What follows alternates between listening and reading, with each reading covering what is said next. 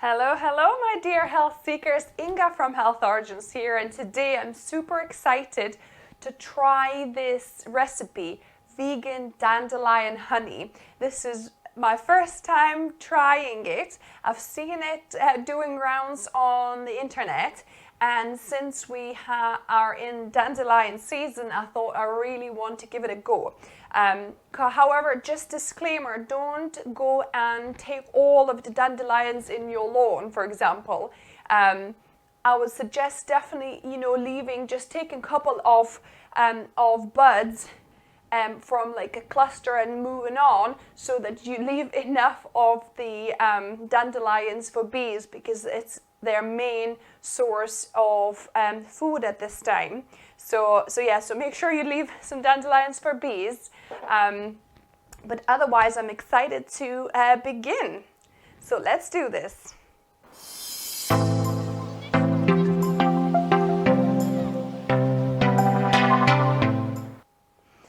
So apparently the recipe is fairly simple. There are a few versions.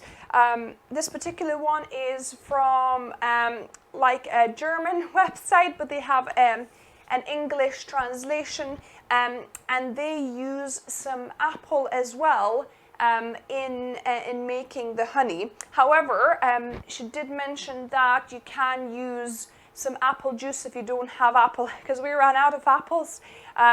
So I'm gonna just use a little bit of apple juice instead. So what I have is, so I'm doing half a recipe that I found on the website. So this is about 50 flower, like dandelion flower, don't know what you call it, buds, flower buds. So it's about 50. If you want to double it, so about 100 of your dandelion heads. And mine have been in a container in the fridge for a couple of days, so that's why they kind of closed up and not looking luscious.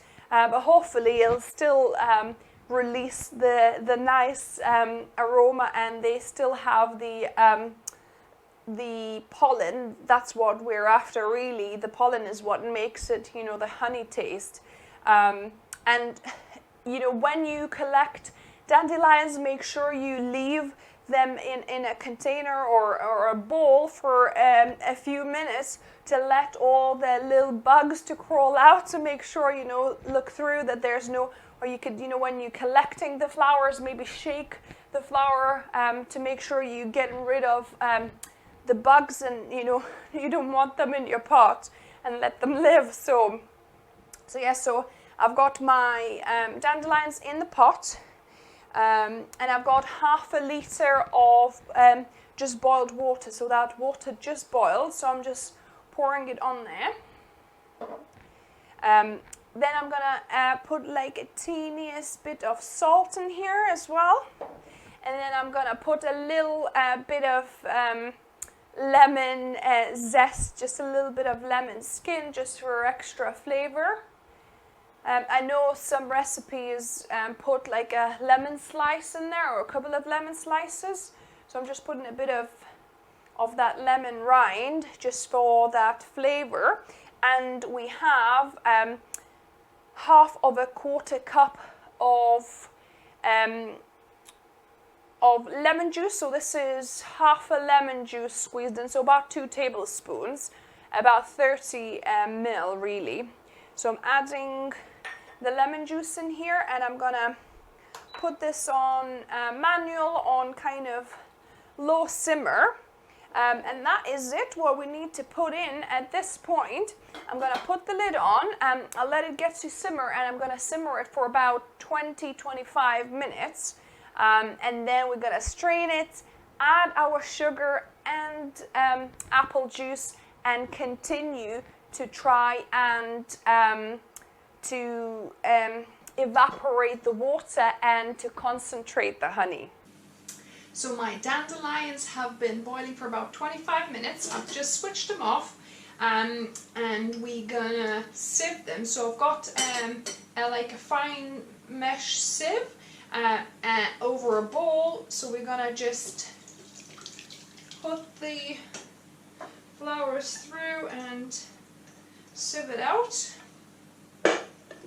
And it actually smells kind of honeyish, not quite, but it's got some kind of similar smell. And I'm gonna try and get most of this golden liquid. See how golden that is? So I'm gonna try to get most of this golden liquid out of the flowers. Beautiful. And then I'm gonna just pour it back in. Pour the liquid in, and then I've got about 2 cups of sugar. So this is brown sugar I've got. You could use whatever sugar you have, so quite a lot of sugar as well. It is honey after all, so you want it sweet. And I've got about 40 milliliters of apple juice here, so I'm going to add that. I'm going to switch my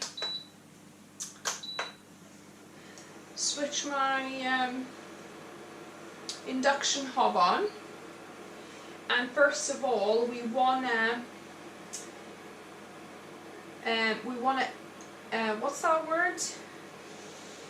To completely forgot. To dissolve. Gosh, yeah. So we want to dissolve the sugar first of all, and get it to a slight kind of simmer, and then we're going to simmer it on low with the lid open. Don't close the lid because we want that water to start evaporating and this to thicken out. About 2/3 it should thicken, so we would end up with like about 1/3 of the liquid we've got now. So this will be quite a dark honey because, like I said, I used the dark like a brown sugar. If you want it just golden, like light golden, the flowers were giving that color as you saw. So if you put like white sugar or lighter sugar, then you'll have a lighter honey too. I would normally use rapadura, but currently I don't have any to hand, so I'm just using brown sugar. So yeah, so it's starting to dissolve. It's nearly dissolved. I'll wait for it to dissolve fully and to start bubbling. Well, I think it's nearly there.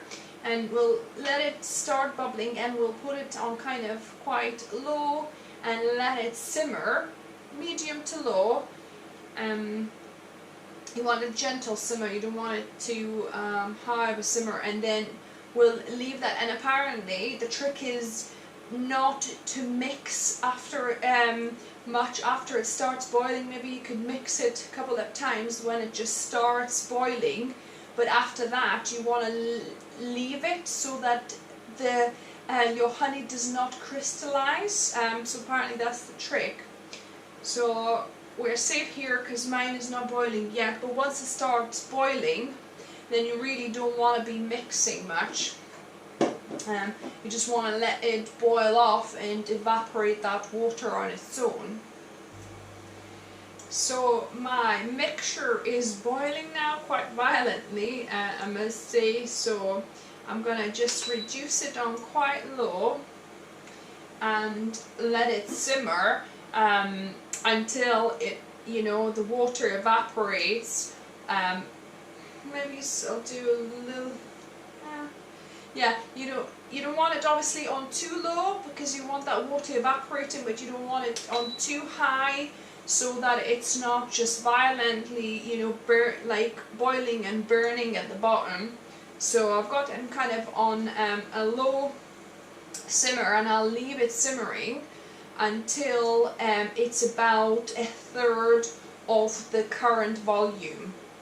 So my honey has been boiling for about 30 minutes, and I did a plate test where you take a little bit of hot honey, put it on the plate, and see how thick it gets cooling down. As you can see, it's proper thick. So so this is ready to go. It's almost too thick, but yeah, it's a very viscous honey.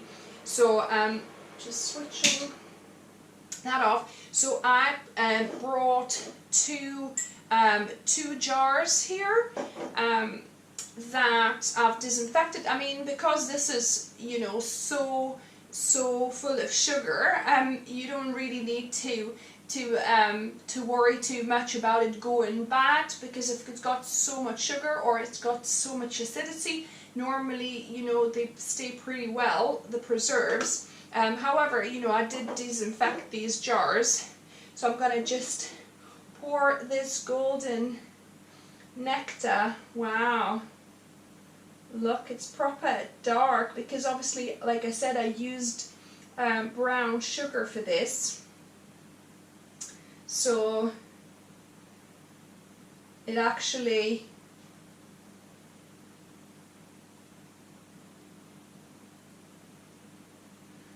beautiful.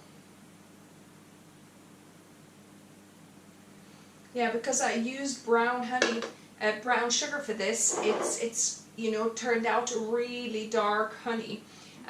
But yeah, oh, and I've just tried this just a moment ago.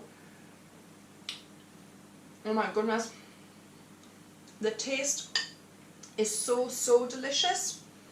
I can taste a little bit of sourness, you know, undertone of sourness from like the lemon juice and from the apple juice. However, it's really delicious.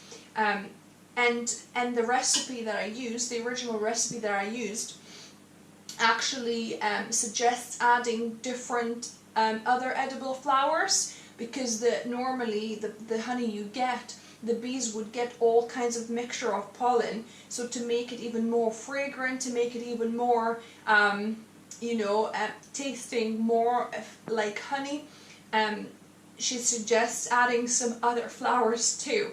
I didn't have any on hand, so I've just done a dandelion, pure dandelion vegan honey. I wanted to give this a go, and it is really delicious. So this is a success. So this is legit vegan dandelion honey.